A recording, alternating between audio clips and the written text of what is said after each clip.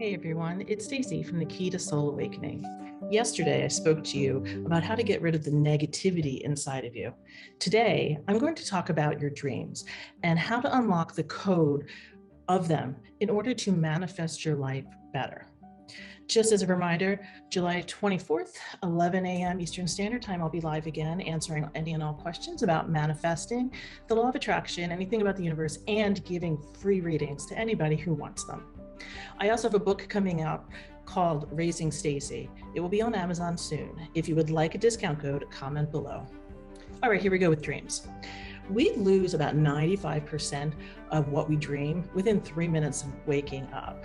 So it is imperative, if you're interested in delving into what your dreams mean, to always write them down. Or if you're too tired to write them down, I used to scribble, and sometimes I'm like, I have no idea what I wrote. You could use a voice recorder if that's comfortable to you.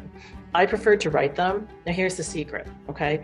Go back later in the day, okay? So like the kids are at school or you have a break at work, when you're a little more awake and clear, and look at what you wrote down or listen to it on audio and write it down legibly. And you're gonna remember as you're writing this down, because you already wrote it down, you will remember details that you wouldn't have remembered originally if you just would have been like, I need to think about that and save it for later. Immediately when you wake up, write down the dream, whatever you can think about it, whatever you can remember of it. That's when you write it down. Which dreams do you want to pay attention to? We all have dreams that are kind of wild and really outlandish, okay? But when we wake up, they just gone. Those are not the dreams you're paying attention to. The ones you want to pay attention to are so vivid that it feels like you're there, that you remember colors and scents and what things felt like in that dream weeks later. That's a vivid dream. In those vivid dreams, two things are happening, one or both, or one or the other.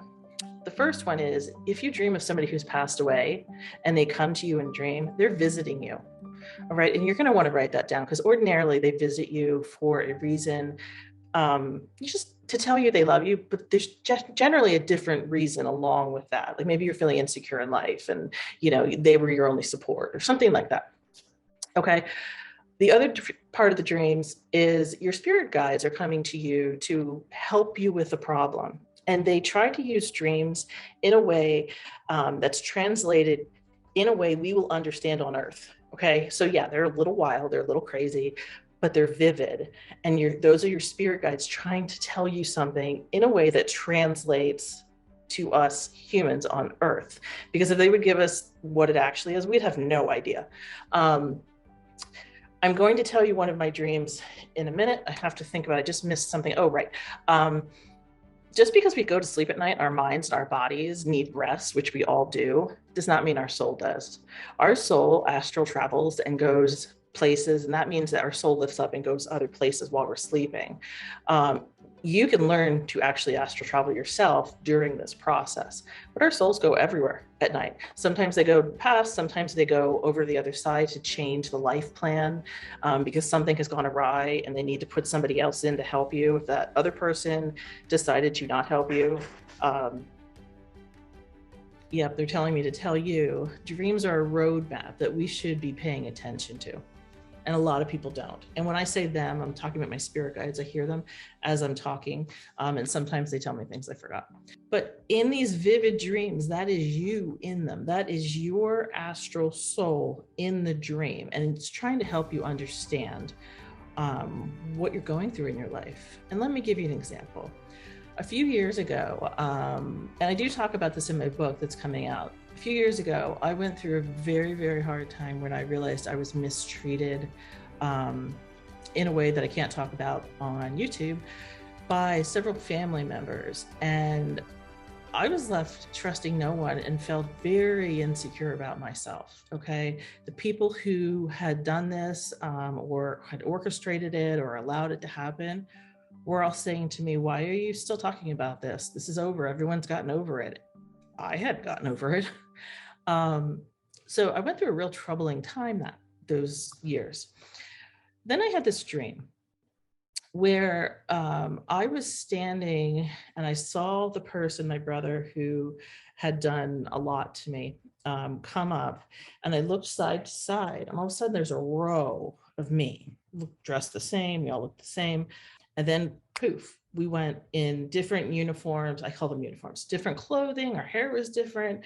But it was like a cohesive me. So I looked to my right, and there was me with a briefcase, my hair up in a bun, with a suit on, and, different versions of me as an adult. Then my brother had arrived in front of us and started to take the tops of all of me and take them down, and then switch them all around. Okay. And in essence, what happened is I got all mixed up about who I was because of what he did.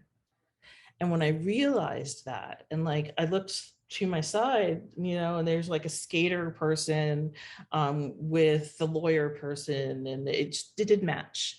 And I woke up thinking, I'm missing this point. That I didn't do anything. First of all, I know I didn't do anything to cause it. And now I know why I feel so out of place in this world, is because all of this had happened, and I have been rearranged as a person. Of course, I'm all confused. All right, it helped me a lot. Did I get mad? I might have gotten a little mad, but it did help me understand what was happening within me at that time and why I could let go so many of my karmic patterns.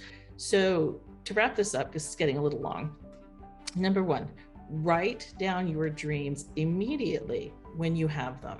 Immediately when you have them, or record yourself.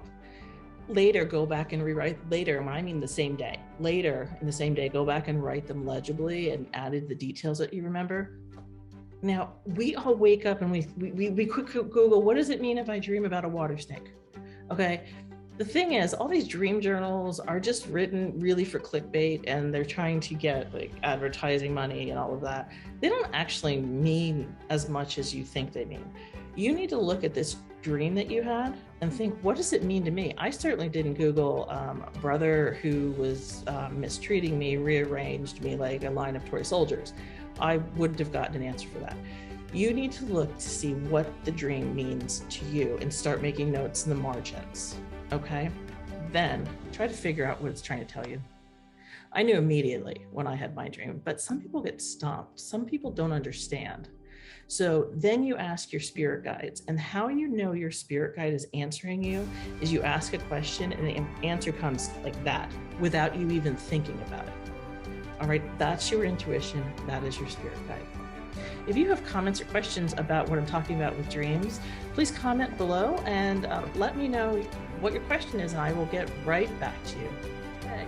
Have a lovely, lovely experience today. Just let all negativity go away. Thanks. This is Stacie from the Key to Soul Awakening.